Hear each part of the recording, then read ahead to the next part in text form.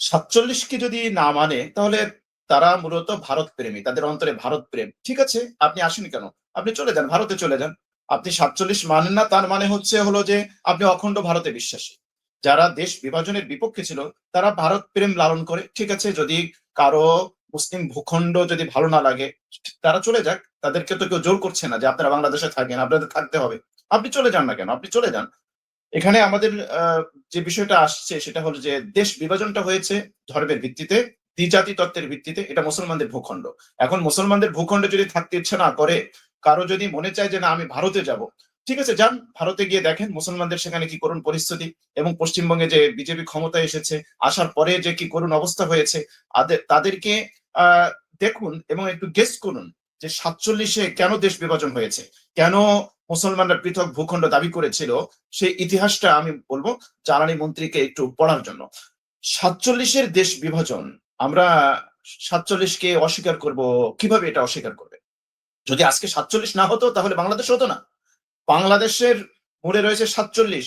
এবং আপনি যদি আরেকটু পিছনে ফিরে যান তাহলে আমরা দেখব যে মুসলমানদের যে একটা ঐতিহাসিক অবদান, সেই অবদানকে তো তারা অস্বীকার করতে চায়, তারা মানতে চায় না। শুধুমাত্র ৭১-কে তারা মানতে চায়, এবং ৭১-কে যেভাবে রিপ্রেজেন্ট করা হয় সেটাও সঠিক করা হয় না। ৭১ হয়েছিল কিসের ভিত্তিতে? ৩ মূলনীতির ভিত্তিতে। একটা হচ্ছে সাম্য, সামাজিক মর্যাদা, সামাজিক ন্যায় বিচার। এই তিনটাকে যদি আপনি মুক্তিযুদ্ধের দলিল দেখেন সেখানে স্পষ্টভাবে লেখা আছে যে এই ৩ উদ্দেশ্যকে সামনে রেখে, ৩ মূলনীতিকে সামনে রেখে ৭১ হয়েছে। সুতরাং আপনি কোনোভাবেই মুসলমানদেরকে হেয় প্রতিপন্ন করতে পারবেন না। ১৭৫৭ সালে পলাশির যুদ্ধের পরবর্তী যদি ইতিহাস আমরা দেখি, এরপরে ধারাবাহিকভাবে ওলামায়ে কেরাম ব্রিটিশদের বিরুদ্ধে আন্দোলন করে আসছে। আপনি শাহ ওলিউল্লাহ মুহাদ্দিস দেহলভী রহমাতুল্লাহি আলাইহি, তার অবদান, মুসলমানদের চিন্তা চেতনাকে তিনি জাগ্রত করেছেন। এরপরে তার ছেলে শাহ আব্দুল আজিজ, তিনি সর্বপ্রথম ফতোয়া দিয়েছেন যে ব্রিটিশ কবলিত এই ভারত উপমহাদেশ এখন দারুল হার্ব, অর্থাৎ শত্রু কবলিত দেশ, এদের বিরুদ্ধে এখন জিহাদ করা ফরজ।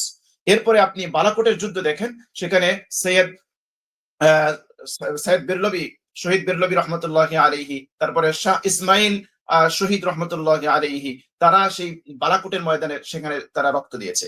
আপনি যদি শামিলের যুদ্ধ দেখেন তাহলে সেখানে দেখবেন আমাদের হাজী ইমদাদুল্লাহ মুহাজিরে মক্কি, তারপরে কাসিম নানতুবি রহমতুল্লাহ আলাইহি, রশিদ আহমদ গাঙ্গুহি, তারা সেখানে নেতৃত্ব দিয়েছে। এরপরে ১৮৬৬ সালে দারুল উলুম দেওবন্দ প্রতিষ্ঠা হয়েছে। দারুল উলুম দেওবন্দ প্রতিষ্ঠার যতগুলো লক্ষ্য উদ্দেশ্য ছিল তার অন্যতম একটা লক্ষ্য উদ্দেশ্য ছিল ব্রিটিশদের বিরুদ্ধে তাদের দুই ধরনের আন্দোলন। এখানে একটু প্রেক্ষাপট বলতে হয়।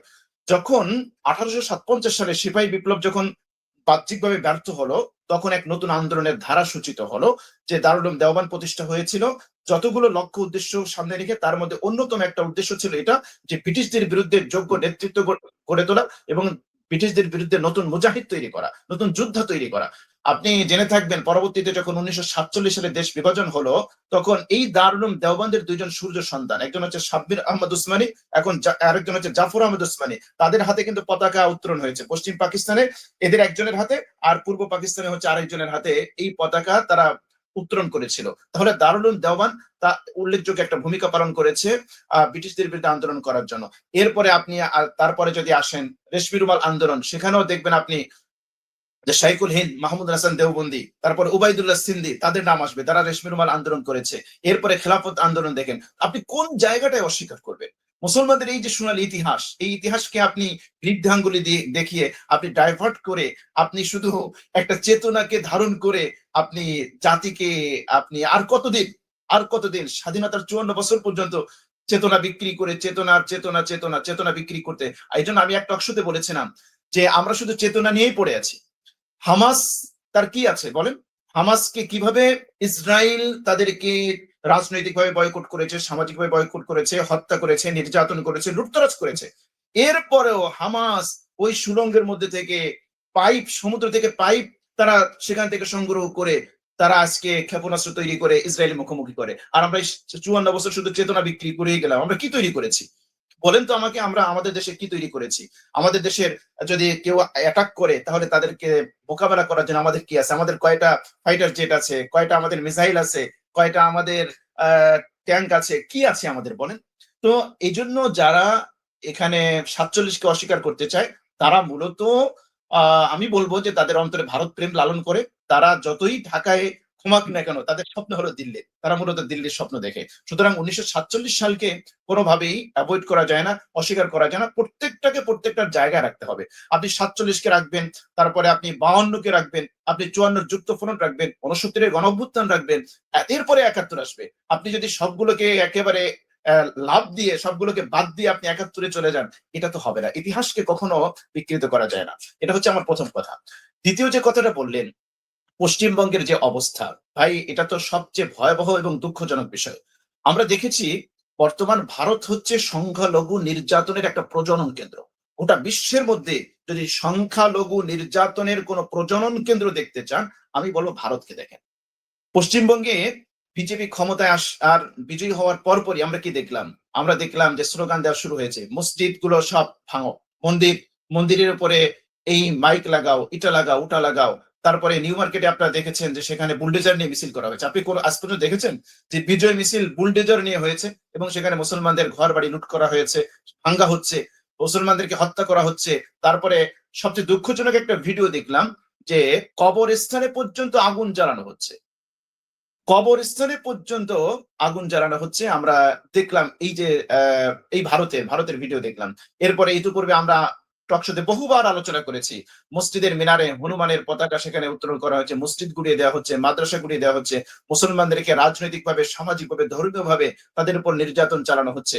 সবকিছু মিলে আমার কাছে যেটা মনে হচ্ছে যে এটা হচ্ছে এক টোটালি আহ সংখ্যালঘু নির্যাতনের একটা মার্কাজ, একটা কেন্দ্র, একটা প্রজনন কেন্দ্র হচ্ছে এই ভারত বা গোটা ভারতবর্ষকে আপনি বলতে পারেন। এখন পশ্চিমবঙ্গে নতুন করে যে বিজেপি ক্ষমতায় এসেছে বা ক্ষমতায় আসছে, তারা বিজয়ী হলো, এটা পশ্চিমবঙ্গের মুসলমানদের জন্য বিশেষ করে খুবই একটা দুর্ভাগ্যের সংবাদ, একটা খারাপ সংবাদ। যদিও রাজনৈতিক উত্থান পতন হবে, 15 বছর পর্যন্ত একটা দল ক্ষমতায় ছিল, হয়তো অনেকে চেয়েছে তাদের পরিবর্তন, কিন্তু বিজেপি ক্ষমতায় আসার পিছনে এখানে মুসলমানদের ভিতরে একটা অনৈক্য। আপনারা জানেন যে মুসলমানদের মধ্যে কিছু নতুন নতুন দল তৈরি হয়েছে, তারা তৃণমূলের কিছু ভোট তারা নিয়েছে, তারা যার কারণে বিজেপিকে ক্ষমতায় আসতে এটা অগ্রণী ভূমিকা পালন করেছে। আমরা এখানে দেখতে পাবো যে মুসলমানদেরকে নানাভাবে এখানে হয়রানির শিকার করা হবে। আপনারা জানেন যে তাদের যে নাগরিকত্ব আইন যেটা করা হয়েছে, সেখান থেকে বহু মুসলমানদেরকে তারা উদ্বাস্তু করার জন্য, রোহিঙ্গা করার জন্য তারা একেবারে সবকিছু বন্দোবস্ত করে ফেলেছে। অটোমেটিকলি আপনারা জানেন যে শুভেন্দু অধিকারী যে কট্টরপন্থী, কট্টর হিন্দুত্ববাদী যে বিজেপি নেতা, তার যে উগ্র বক্তব্য, তার যে সন্ত্রাসী বক্তব্য, এটা আপনারা বহুবার শুনেছেন। তারা সেখান থেকে মুসলমানদেরকে উৎখাত করবে, বাংলাদেশ ঘেরাও করবে, বাংলাদেশে তারা আক্রমণ করবে, আরো কত কিছু। তবে বাস্তবতা হচ্ছে প্রত্যেকটা জিনিসের একটা শেষ আছে। আমরা মনে করি যে এই যে বিজেপির উত্থান, এটা হয়তো মুসলমানদেরকে নতুন করে চিন্তা করতে, মুসলমানদেরকে নতুন করে জাগ্রত হওয়ার একটা সুযোগ তৈরি করবে, আমি যেটা মনে করি। এবং যদি সত্যিকার অর্থে বিজেপির মধ্যে আসলে তো রাজনৈতিক দূরদর্শিতা ওইভাবে নেই, তারা হিন্দুত্ববাদীকে বা ওই গেরুয়া ওই যে কালচার, এটাকে পুঁজি করেই তারা ক্ষমতায় টিকে আছে। এবং যেহেতু ওখানে সংখ্যাগরিষ্ঠ হিন্দু জনগণ, তাদের গণতুষ্টি করেই বিজেপি ক্ষমতায় টিকে আছে। এখানে আমি যেটা বলতে চাই সেটা হচ্ছে যে পশ্চিমবঙ্গের বড় একটা ফ্যাক্ট হচ্ছে মুসলমানরা, 34% ভোট তাদের।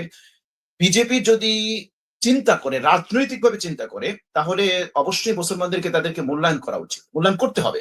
কেননা এবার কিন্তু মুসলমানদের ভোটে কিন্তু একটা রাজনৈতিক প্রেক্ষাপট চেঞ্জ হয়েছে। মমতার দুর্গে যে পতন হলো, এর ক্ষেত্রে মুসলমানদের মধ্যে একটা বিভাজন তৈরি হয়েছে এবং মুসলমানরা তারা ডিভাইড হওয়ার কারণে বিজেপি কিন্তু জিতেছে। তো এটা একটা পরোক্ষ মেসেজ কিন্তু এখানে আছে, সেটা হচ্ছে যে বিজেপিকে নতুন করে একটু ভাবতে হবে, নতুন করে একটা শিখতে হবে যে মুসলমানরা হচ্ছে বড় একটা ফ্যাক্ট পশ্চিমবঙ্গে।